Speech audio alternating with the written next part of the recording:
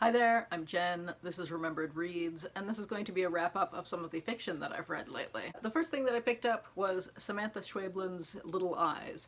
This is translated by Megan McDowell, who also translated Fever Dream and Mouthful of Birds. Unlike those two, which are more atmospheric horror, this is a piece of near-future science fiction in which people have Furby-like robots, and one person buys the actual device to have in their house, and a different person somewhere else in the world buys the ability to control it and to see into these other people's lives. So there's some interesting commentary about privacy and exhibitionism. There's some interesting commentary about global connections. However, ultimately, I didn't love the way the framing of the stories worked.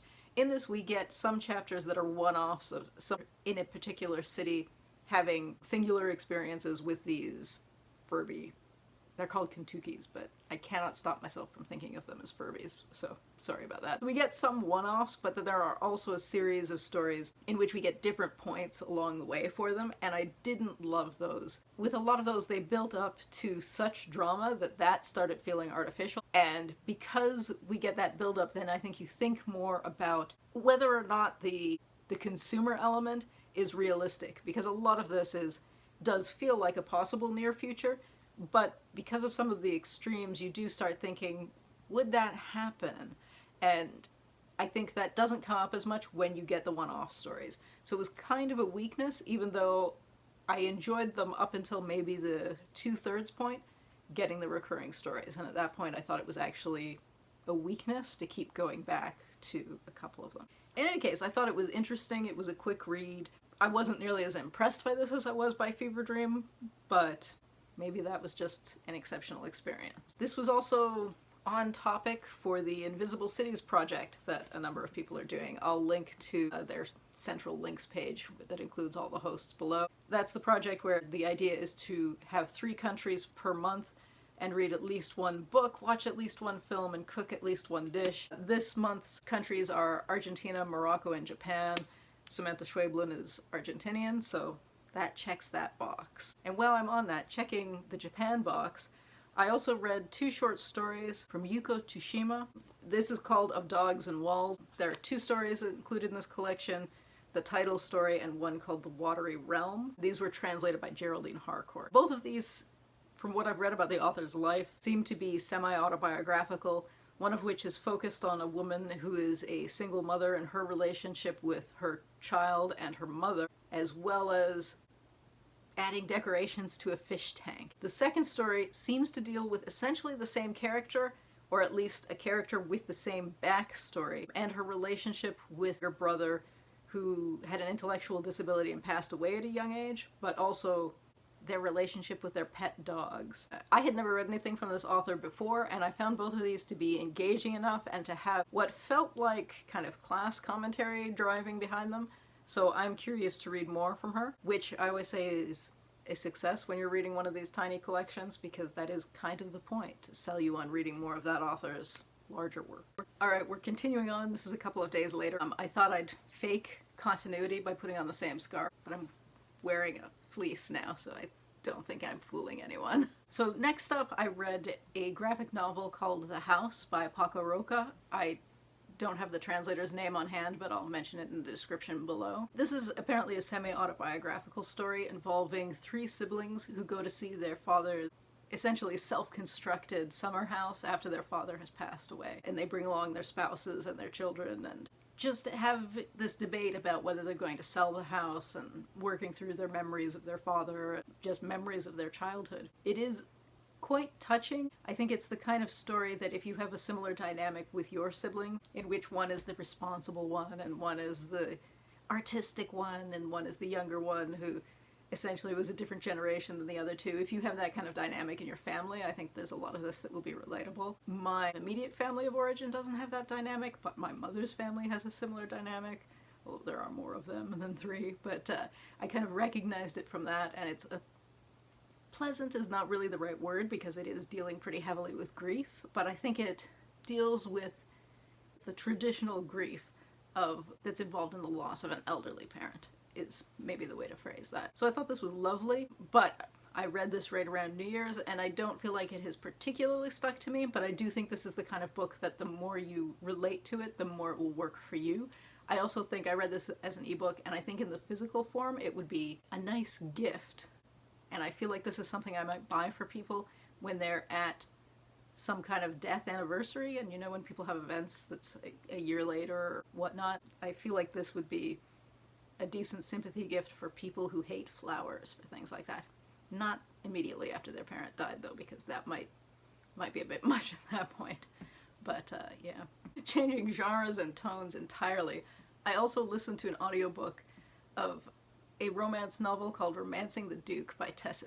This is a Beauty and the Beast retelling with some parody elements, sort of. It's a little weird. It starts out in the same way that a lot of these pseudo-Regency setting Beauty and the Beast retellings have, in which this woman goes to a castle that seems derelict and there is a man. And in this particular one, the Duke is blind. I don't love when the Beauty and the Beast retellings have the Beast character has some aspect of like deformity or disability going on, because on the one hand, I understand where people are coming from with that, but I also think, one, it's been done to death, and two, think about the messaging, people. The first chapter was so standard for that I almost wondered if I'd read this before, and then I realized, no, it was an Elizabeth Hoyt, like, Romancing the Beast or something that has almost the exact same introductory chapter. It changes as it goes on. The humor in this book was odd for me.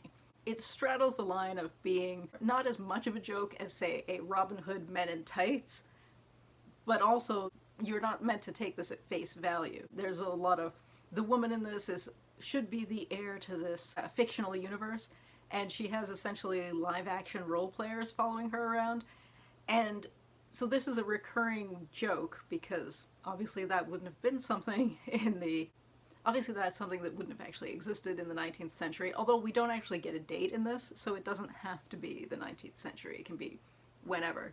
It could be some alternative universe, which maybe you're supposed to think. I don't know, for me, it was too close to straddling the line, and if you're going to be kind of anachronistic, I'd like it to be either more of a satire with more serious commentary or outright spoof. And this never went one way or the other. It was just kind of, here's a joke, here's a serious bit, here's a joke, here's a serious bit. So the tone just wasn't something that worked for me. I just kept thinking, like, either be ridiculous full on or make sense.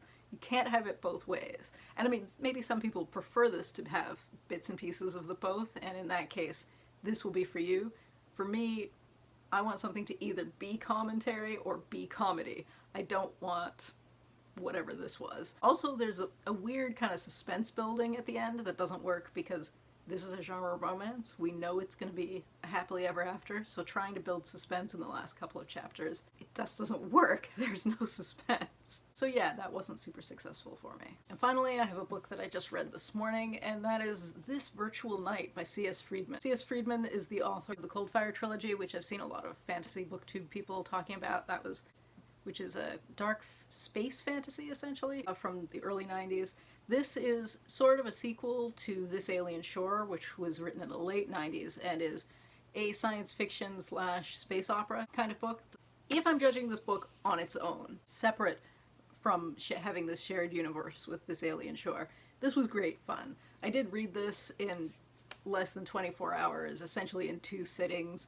It's written in a very compelling style. It has both adventure and investigative elements that drive the plot forward. We follow 2 main characters, one of whom is a game designer who's been set up to take the fall for a terrorist attack, and one of whom is essentially a space explorer who takes on an extra job. And off they go. We get this space adventure. And it's an entertaining space adventure. The pacing is a little bit off in the final chapter. This felt like it could have been about 50 pages longer and had the resolution paced out a little bit more, but I still really enjoyed this. However, as a sequel to This Alien Shore, I was really disappointed, because this is essentially a straightforward space adventure, and it does that very well. But This Alien Shore used the universe to dig into some really interesting commentary about humanity.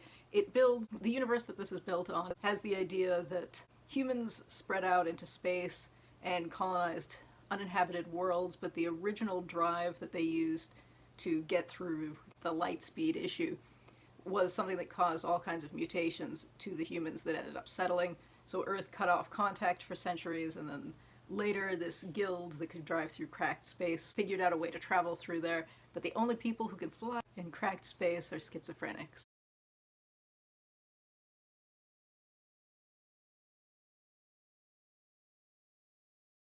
And because of human eugenics, the people on Earth, that's not an option for Earth people, but on this one planet, that was still an option. And there was a lot of really interesting commentary about humanity and also about attitudes towards disability and difference in a way that I have genuinely never seen in science fiction before.